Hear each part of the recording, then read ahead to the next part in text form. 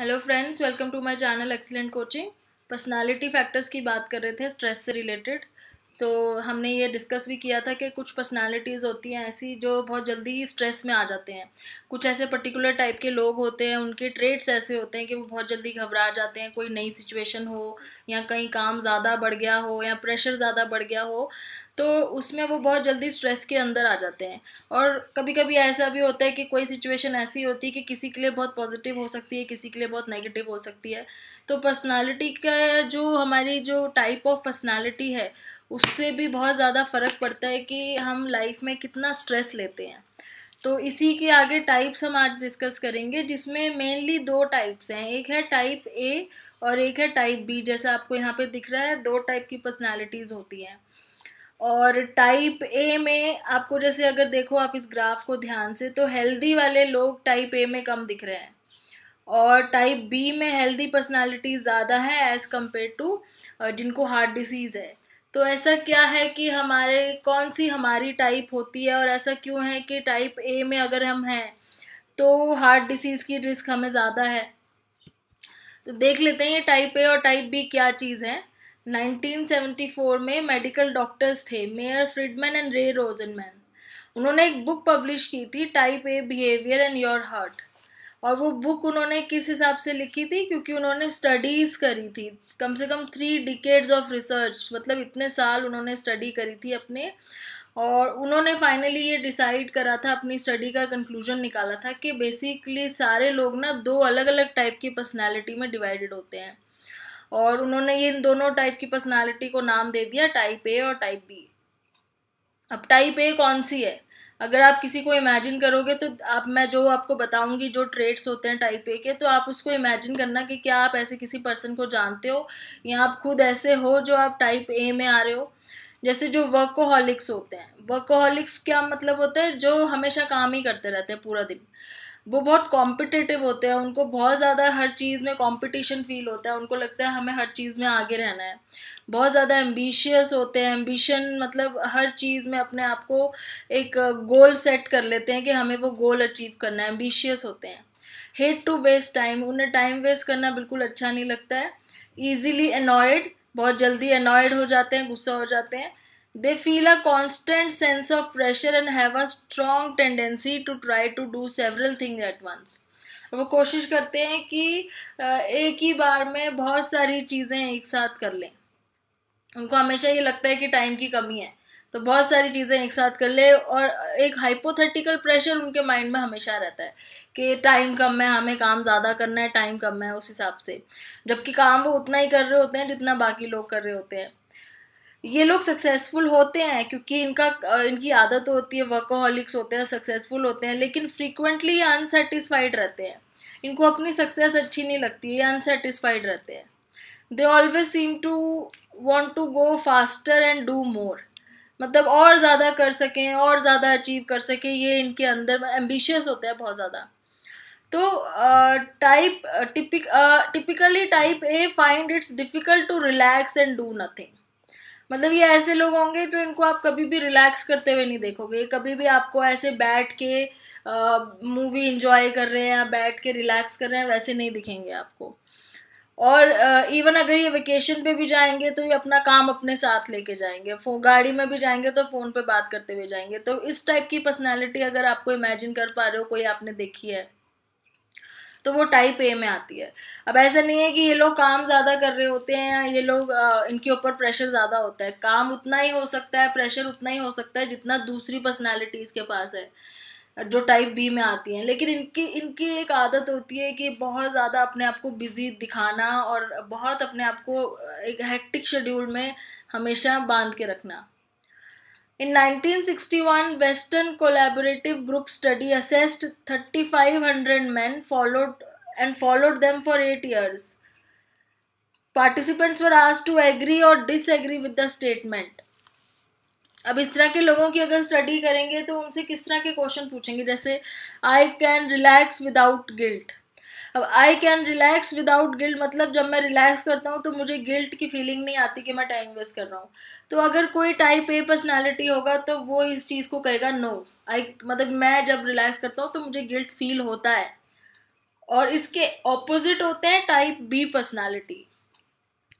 Type B कैसे होते हैं? वो इतने ज़्यादा कॉम्पिटिटिव नहीं होते, इतने ज़्यादा ड्रिवन नहीं होते, थोड़ा इजी गोइंग होते हैं, स्लो टू एंगर, इतनी जल्दी गुस्सा नहीं आता है, रिलैक्स्ड होते हैं। और जैसे वो बुक वगैरह लेके जाते भी हैं बीच पे तो वो एक्चुअली उसको पढ़ते नहीं है। तो वो टाइप बी एकदम समझ लो आप इसके ऑपोजिट हो गए। पर ऐसा नहीं है कि टाइप बी बिल्कुल भी सक्सेसफुल नहीं होते हैं, बट वो इजी गोइंग होते हैं, वो अपना काम कर लेते हैं, पर टाइम लेके आराम से कर लेते हैं। तो इस तरीके से दो टाइप्स हमें नज़र आती है। अगर हम इमेजिन भी करें तो हमारे हो सकता है हमारे स्कूल में, हमारे कॉलेज में, हमारे ऑफिस में ऐसे हमें लोग नोट करे हों कि कुछ तो ऐसा ग्रुप है जो बिल्कुल ही घबरा जाता है जब भी कोई नया असाइनमेंट मिलता है, उसको होता है मुझे जल्दी ख़त्म करना है, पहले करना है। और एक होता है ग्रुप होता है जो रिलैक्स रहता है और वो बोलता है कि हो जाएगा, कोई फ़र्क नहीं पड़ता, सारे कर रहे हैं तो मैं भी कर लूँगा। तो इस टाइप से दो अलग अलग टाइप की पर्सनालिटीज़ होती हैं। अब आगे क्या है? Framingham heart study found that the risk of coronary heart disease for women who work and are also type A is 4 times that of type B working women। अब ऑब्वियसली जिस type को tension ज़्यादा लेने की आदत है उनको तो हार्ट डिसीज ज़्यादा ही होगा ना। तो ये स्टडी में ये पता चला कि जो वुमेन है, जो टाइप ए पर्सनालिटीज़ की जो वर्किंग वुमेन है, उनको 4 गुना ज़्यादा चांसेस होते हैं हार्ट डिसीज होने के, वो कि बहुत ज़्यादा है 4 गुना। और एक और है कि type A personality and heart disease to one characteristic hostility. Hostility क्या होता है? हॉस्टिलिटी का मतलब है बहुत जल्दी गुस्सा हो जाना, बहुत जल्दी हॉस्टाइल हो जाते हैं ना लोग, बहुत जल्दी झगड़ा करने लगते हैं। Feeling of conflict, anger and ill will, तो ये हॉस्टिलिटी होती है। तो इन्होंने इसको टाइप ए को ना हॉस्टिलिटी से भी वो एक रिलेट किया हुआ है कि जो टाइप ए वाले होते हैं वो इतने ज़्यादा एंशियस होते हैं कि वो कई बार हॉस्टाइल हो जाते हैं, झगड़ा करने लग जाते हैं, कॉन्फ्लिक्ट्स हो जाते हैं लोगों से, उनको हर चीज़ पहले करनी होती है, तो उस टाइप से। तो यहाँ पे लिखा हुआ है कि William and his colleagues used Minnesota multiphasic personality inventory. ये एक पर्सनालिटी इन्वेंट्री मतलब इसमें बहुत सारे क्वेश्चंस हैं जो किसी की पर्सनालिटी की टाइप को जानने के लिए बनाया गया है। ये बहुत ही MMPI बहुत ही फेमस असेसमेंट टेस्ट है, टूल है, और इसका तो पार्ट 2 आ गया है। अब इसकी डिटेल आप और ज़्यादा पढ़ सकते हो, मेरी MA वाली वीडियो में मैंने डिस्कस किया हुआ है, जिसमें मैंने MA इग्नू में पर्सनालिटी के बारे में डिस्कस किया है, उसमें आपको इसकी डिटेल मिलेगी। तो MMPI पर्सनालिटी टेस्ट है जो सर्टेन कैरेक्टरिस्टिक्स देखता है, उसी में वो पता चल जाता है कि लेवल ऑफ हॉस्टिलिटी कितना है किसी पर्सन के अंदर। तो इसी से इन्होंने ये आइडिया लगाया कि टाइप ए जो है ना बहुत जल्दी हॉस्टाइल भी हो जाते हैं क्योंकि वो इतने ज़्यादा कॉम्पिटिटिव होते हैं, उनको एंक्शियसनेस इतनी ज़्यादा होती है। और वही रीज़न है कि हार्ट डिसीज़ की प्रॉब्लम उन्हें ही सबसे ज़्यादा होती है। इसीलिए हमने यहाँ पे इस चार्ट में देखा भी था कि टाइप ए में कितने ज़्यादा परसेंटेज है जिनको हार्ट डिसीज़ है और टाइप बी में बहुत कम है उस हिसाब से, और इसमें हेल्दी लोग ज़्यादा हैं। तो इससे पता चलता है कि आप अगर ज़बरदस्ती किसी चीज़ का स्ट्रेस लोगे, ज़बरदस्ती आप किसी चीज़ का प्रेशर लोगे तो आप अपनी ही हेल्थ ख़राब कर रहे हो, जबकि काम तो सबका हो जाता है। ऐसा कुछ नहीं है कि आप अपने आप को स्ट्रेस में रख के काम ज़्यादा अच्छा कर लेते हो। थोड़ा बहुत स्ट्रेस चाहिए लेकिन इतना नहीं कि हेल्थ ख़राब हो जाए। So numerous studies support the link between hostility and increased risk of coronary heart disease। अब hostility है तो obviously heart disease होगा क्योंकि आप अपने आप को इतना ज़्यादा हमेशा अराउज्ड रखोगे, अपनी बॉडी को इतना ज़्यादा हमेशा वो रखोगे स्ट्रेस में, तो वो हार्ट डिसीज़ तो होगा ही, रिस्क फैक्टर तो होगा ही। A study of hostility level and risk factor for heart disease in over 4,000 young adults found that increase in hostility over 5-year follow-up study were associated with a rise in high blood pressure। तो ये वही बात कर रहे हैं कि 4,000 young adults के ऊपर इन्होंने स्टडी करी थी 5 साल की, जिसको लॉन्गिट्यूडनल स्टडी बोलते हैं। और यही उनको पता चला कि जो हॉस्टाइल ज़्यादा थे लोग, उनका ब्लड प्रेशर ऑब्वियसली धीरे धीरे हर साल ब्लड प्रेशर बढ़ने लगा, उस वजह से उनको हार्ट डिसीज़ की प्रॉब्लम होने लगी। तो ये तो इनकी फाइंडिंग्स भी थी। और एज सच हमें पता भी है कि जो जल्दी गुस्सा हो जाते हैं, जो बहुत जल्दी एंग्शियस हो जाते हैं, ऑब्वियसली उनको ब्लड प्रेशर या कार्डियोवैस्कुलर डिसीज़ वाली प्रॉब्लम ज़्यादा होती है। A recent study has found that Children and adolescents who scored high on assessment of hostility were more likely to show physical changes such as obesity, resistance to insulin, high blood pressure, elevated level of triglycerides. तो बच्चों में भी ये कह रहे हैं कि बच्चों के अंदर भी जो हॉस्टिलिटी, जो बच्चे बहुत अग्रेसिव होते हैं, झगड़ालू होते हैं, उनके अंदर भी ये चेंजेस बहुत जल्दी आते हैं, बहुत जल्दी ओबीज हो जाते हैं, या इंसुलिन से रेजिस्टेंस हो जाती है, या हाई ब्लड प्रेशर. तो ये हर तरीके से इफ़ेक्ट करता है. अब अभी तक हम 2 पर्सनालिटीज़ की बात कर रहे थे, अब एक पर्सनालिटी और यहाँ पे आई है जिसको बोला है type C. So, a third personality type was identified by the researcher Imoshok and Dreher as being associated with a high incidence of cancer. अब ये इन्होंने एक पर्सनालिटी टाइप बताई है, ये वो लोग हैं जिनको कैंसर होने के चांसेस बहुत जल्दी रहते हैं. तो type C people tend to be very pleasant, try to keep peace and find it difficult to express emotion. इनके में क्या ट्रेट्स है, ये बहुत कूल और काम और प्रेजेंट होते हैं, लेकिन ये अपने इमोशंस को छुपा के रखते हैं, और स्पेशली नेगेटिव इमोशंस को किसी के साथ डिस्कस नहीं करते हैं. वो अपना गुस्सा अंदर ही अंदर जो है उसको अंदर दबा के रखने की कोशिश करते हैं.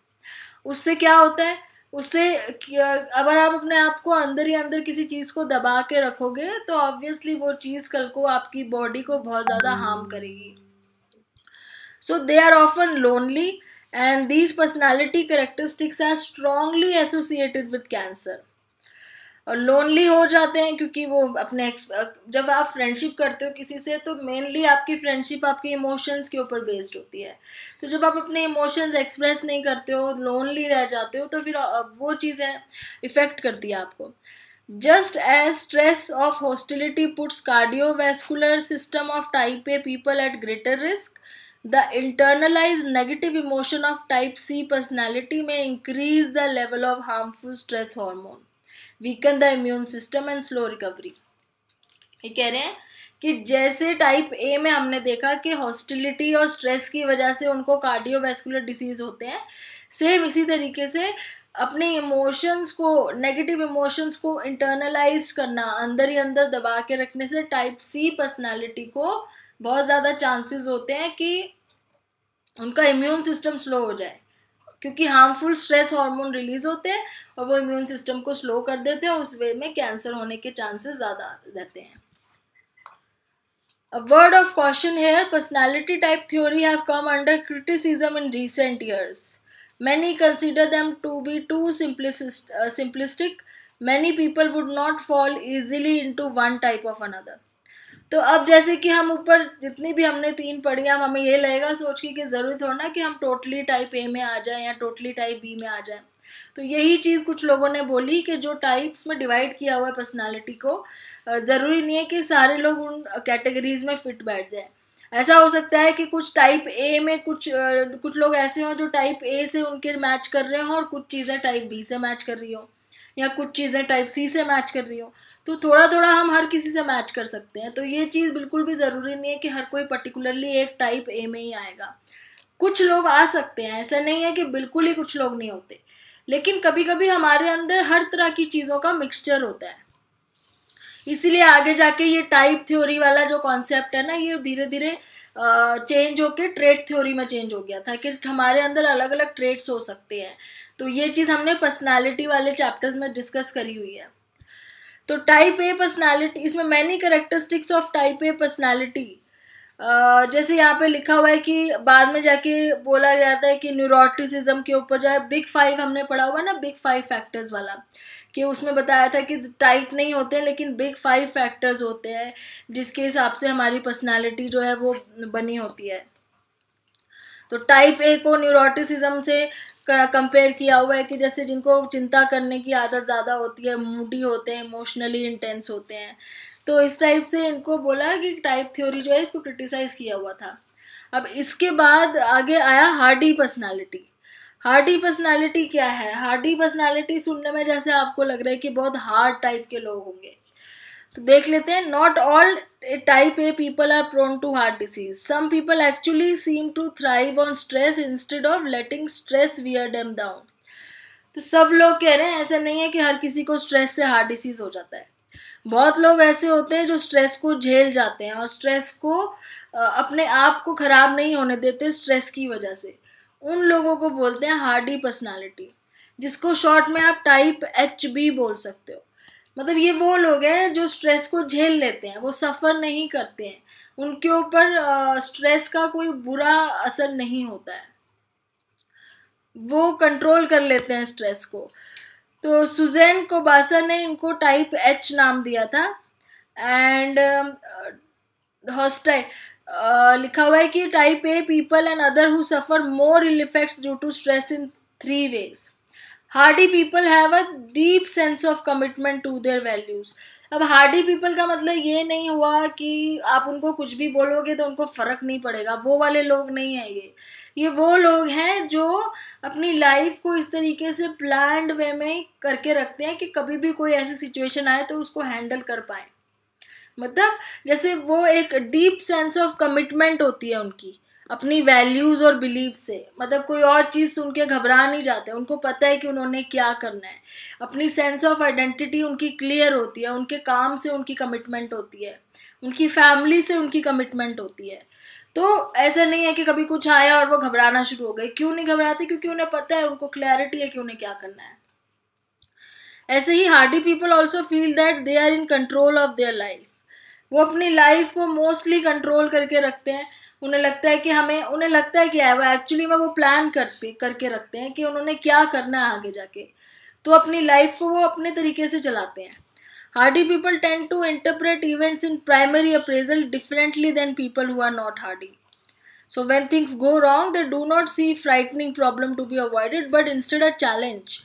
और ये बहुत ऑब्वियस ही चीज़ है कि जब भी कोई ऐसी सिचुएशन आती है स्ट्रेसफुल, तो जो प्राइमरी अप्रेजल वो करते हैं वो उस सिचुएशन को चैलेंज की तरह लेते हैं, ना कि बाकी लोगों की तरह उसको देख के भागने की कोशिश करते हैं। जहाँ पे बाकी लोग एक सिचुएशन से डरते हैं और घबरा जाते हैं, ये जो हार्डी टाइप एच के लोग होते हैं, ये उसी को एक चैलेंज की तरह मान के उसको उसी सिचुएशन से अपना फ़ायदा निकाल लेते हैं। तो ये हो जाते हैं टाइप एच वाले लोग। So why would these 3 characteristics lessen the negative impact of stress? Commitment makes, अब इन्होंने जो ये बोला है कि इनमें 3 C's हैं। कौन से 3 C's हमने बात करी? Commitment, control and challenge. तो इन 3 चीज़ों से हम अपने स्ट्रेस का इफेक्ट अपने ऊपर कम कर सकते हैं। कैसे? अब पहले अगर हम कमिटमेंट की बात करें तो कमिटमेंट में क्या होता है? कमिटमेंट अगर आपकी अपने काम से कमिटमेंट है तो आप अपना काम पूरा करने के लिए कभी भी पीछे नहीं हटोगे, कभी घबराओगे नहीं। काम कितना भी हो, प्रेशर कितना भी हो, आप सारी चीज़ों को झेल लोगे क्योंकि आपकी कमिटमेंट है, विलिंगनेस है। तो विलिंग होते हैं, सेक्रीफाइस करने के लिए विलिंग होते हैं, हार्डशिप को डील करने के लिए तैयार होते हैं क्योंकि कमिटमेंट होती है। तो अपने काम से, अपने जो भी आप कर रहे हो उससे अगर आपकी कमिटमेंट है, चाहे पढ़ाई आप कर रहे हो, तो आपको कभी ये नहीं लगेगा कि बहुत सारा सिलेबस है तो मैं नहीं कर पाऊंगा और आप स्ट्रेस में परेशान हो जाओगे। कमिटमेंट की वजह से आप उसको प्रॉपरली करोगे, टाइम दोगे आप उसको। फिर आ जाता है कंट्रोल। कंट्रोल होने से क्या होता है? सबसे पहले हमने जब पढ़ा था तो ये हमने डिस्कस किया था कि जब सिचुएशन अनकंट्रोलेबल होती है तो स्ट्रेस होता है। लेकिन अगर हम सिचुएशन को कंट्रोल में रखें, अगर हम पहले से इतनी तैयारी करके रखें कि हमारी से सिचुएशन अनकंट्रोलेबल ना हो, तो वो फैक्टर आएगा ही नहीं, स्ट्रेस वाला फैक्टर आएगा ही नहीं। तो इस तरीके से पहले ही अगर आप तैयारी करके रखोगे अपने आने वाले इवेंट्स की, तो आपको अनकंट्रोलेबिलिटी वाली टेंशन होगी नहीं। एंड देन उसके बाद ये कह रहे हैं चैलेंज होता है। तो अगर हम किसी सिचुएशन को चैलेंज की तरह लेते हैं तो हमें कभी भी ये नहीं लगता है कि हम हार जाएंगे, हम उसको हमेशा जीतने की कोशिश करते हैं। तो उसमें हमारा आइडिया ये होता है कि हमने किसी तरीके से इस चैलेंज को पूरा करना है। अब टाइप एच ये कह रहे हैं, कुछ लोग जो टाइप एच होते हैं वो हो सकता है जेनेटिकली हो, उनके जीन्स में ऐसा हो पहले से ही, क्योंकि उनके हो सकता है पेरेंट्स इस टाइप के हों। इन चारों ही पर्सनालिटीज़ को इन्होंने बहुत अच्छे तरीके से यहाँ समराइज़ किया हुआ है और ये आपको याद करने में भी बहुत इजी लगेगा। जैसे टाइप ए वाले लोग हैं, अगर उन पे लोग मान लो उन पे किसी ने लेमन्स फेंके तो वो क्या करेंगे? वो गुस्सा हो जाएंगे, वो वापस उठा के सारे लेमन्स वापस फेंकेंगे और ये करते करते उनको हार्ट अटैक आ जाएगा क्योंकि वो इतने ज़्यादा गुस्सा हो जाएंगे कि मेरे ऊपर लोगों ने लेमन्स क्यों फेंके। टाइप बी क्या करेंगे?